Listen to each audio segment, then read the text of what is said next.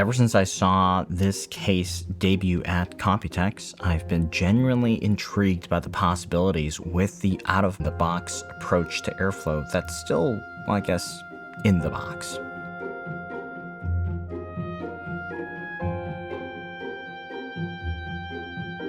Welcome to Machines More. This is Cooler Master's newly launched HAF II 500, which is the continuation of their V1 HAF 500. And with this one, they are doubling down on a very elegant airflow concept. If you're an OG of the channel, you'll know I often cover cases on the smaller end of the spectrum. So even though this one is just so big, this airflow concept is so interesting, and I wanted to take some time to study this one. If you're new here, welcome. I'm a PC enthusiast and content creator. Please make sure you're subbed if you enjoy content like this. Big thanks. HAF II features a steel exterior with dimensions that are typical for a mid-tower ATX case, 557mm deep and 548mm tall. The width, however, is slightly bigger for cases in this category. It is 262mm wide, and the width is to accommodate the two 40mm thick, 220mm LCP fans, and these really move a lot of air. They were demoing this with a little portable fog maker at Computex, and you could really see the air moving rapidly through this thing. At the back, you have another 40mm thick LCP fan. This is a 180mm one. Both the V180 and the F220 are in their Mighty fan series. They're not quite designated for individual retail just yet, but I hope you can get these because they're really neat fans. You don't really start to hear these big fans until they get to about 700 RPM. Right now, system's off, and I'm just going to turn it right on, and you can listen to the difference. With the big fans on at 700 RPM, you can't really hear them above the noise of coming from your air cooler or your GPU fans. Right now, this is at an idle state, but I do have these fans running at 700 RPM. You'll find that in practice, these are very, very effective even at 700 RPM. You'll see just how good they are when I show you the thermals. To further enhance the airflow is this rounded scoop at the bottom. This really helps to guide the airflow into the path of the GPU cooler fans. The old HAF had a 120mm fan that was mounted at an angle to do that. That can work, but this is a lot cleaner. You really don't need an extra fan when you have this much air moving through the case already. The second neat feature here is at the main board panel side of the case, you have a baffle. The baffle does a few things. One, it's adjustable so that it can cover some cables and you can shift it back and forth as needed to adjust and install. But it features some vents to allow air to pass through it and give you some RAM and board cooling. The main function here is that it redirects the airflow from the front fan into your air cooler so that when you are exhausting through the rear, this really streamlines the front to back airflow through the air cooler. Holistically, the case's airflow thesis uses the big fans to create a big sheet of air that moves through the case and out the back in conjunction with the solid glass and side panel to create a big wind tunnel of sorts. The build process with this case was very easy and very clean. Power supply will go in the bottom, and all the cables that need to go through past the middle section of the main board panel can run behind the swinging flap. And then you have this rubber grommet at the front-ish part of the case, which you don't see very often in cases nowadays. But this is specifically to run your GPU cable through so that you don't need to snake it through the main board panel or a cutout there. The build here features an ASUS ROG Crosshair Hero X870E. The case will support up to a 310mm wide 𝘔𝘌𝘚𝘛𝘌𝘋 motherboard. This is paired with a 9950X ready, 32 gigs of DDR5 from G-Skill, and I've got the Noctua D15 G2 mounted up. You might have seen my recent review on the Cooler Master V8, which would work very well in here as well, but the reason I didn't use that here was I wanted to get an idea of the best possible air-cooled thermals in this case. And so even though the V8 is quite close to the D5 G2, I didn't want the air cooler to be a limiting factor here and just opted for the very best.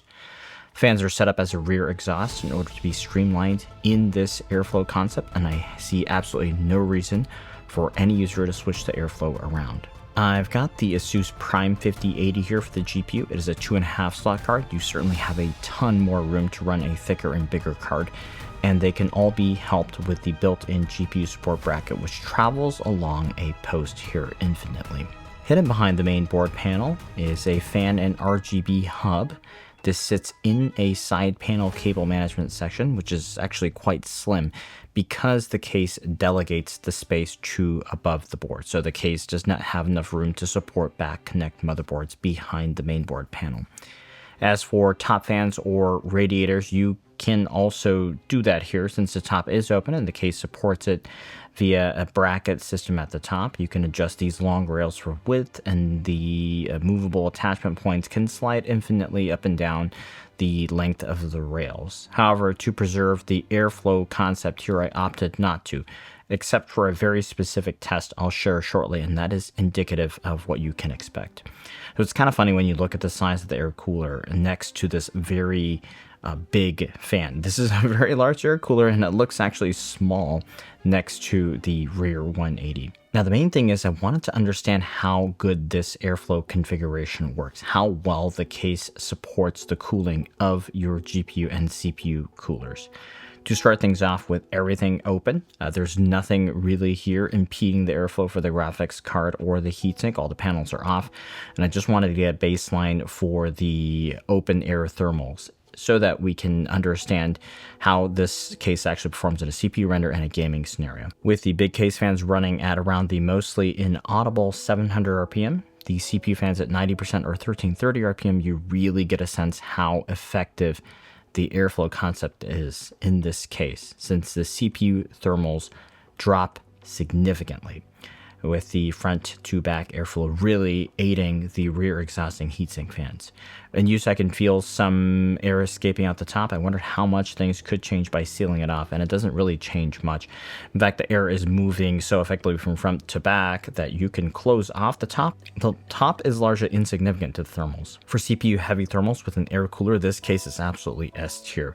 A combined use scenario is what I was genuinely curious about, since a cooler orientation like this typically suffers when it has to pull GPU exhaust through the heatsink.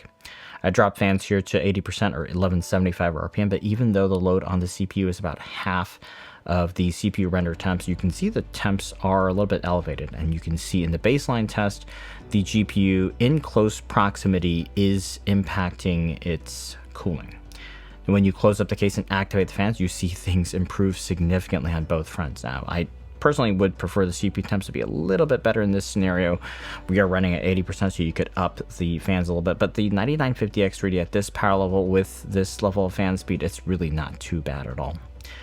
As mentioned, the top isn't significant to the airflow design here. Covering up in this scenario also doesn't impact things, but I did experiment by adding one fan over the GPU's flow-through section just to see what would happen by trying to perhaps mitigate some of that GPU exhaust from the flow-through section, and it was really, really bad. It just stole a lot of airflow from the cooler, and it disrupted things too much. I really don't think you will benefit much by running fans here at the top because you disrupt things so much. One last thing, you have two fans, one rear fan. This is a positive pressure setup, and you're naturally going to feel a lot of air pushing out the back in the big vented section beneath the rear fan. So one thought, I wondered if adding another exhaust over there would help. So I just mounted up a 140 there outside the vents, and I also did not see much of a change. So I think the airflow design as is pretty strong already and well optimized with the enhancement that they made. Although you could put a radiator in this case, the necessary airflow disruption at the top would run counter to the beauty and elegance of what this case is designed for. Now, most cases today have airflow all over the place. You have airflow coming in the front, some through the bottom, some out the top, some out the back.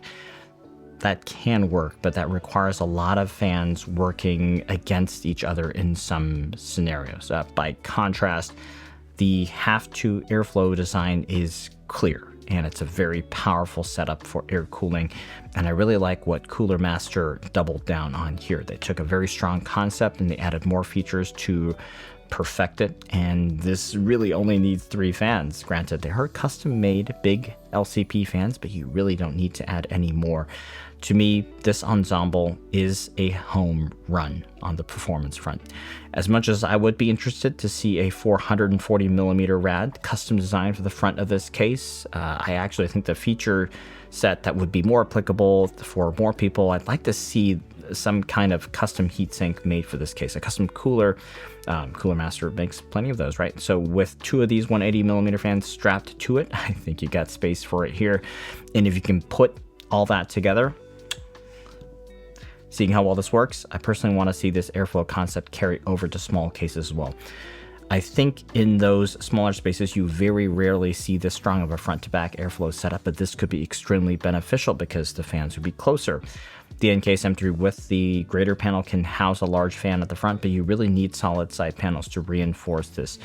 And the HAF II has inspired me to do some specific experimentation in small form factor related to the wind tunnel concept, so stay tuned for that. But here, for a power user that enjoys elegance and simplicity, prioritizing performance, the HAF II is an S-tier case, an S-tier ATX case. With air cooling this good, you don't need to consider liquid cooling. For the $200 US price tag, just get it. You don't need to add any more fans, just need to add a good air cooler and components, and I'm telling you, I like big fans, and I cannot lie.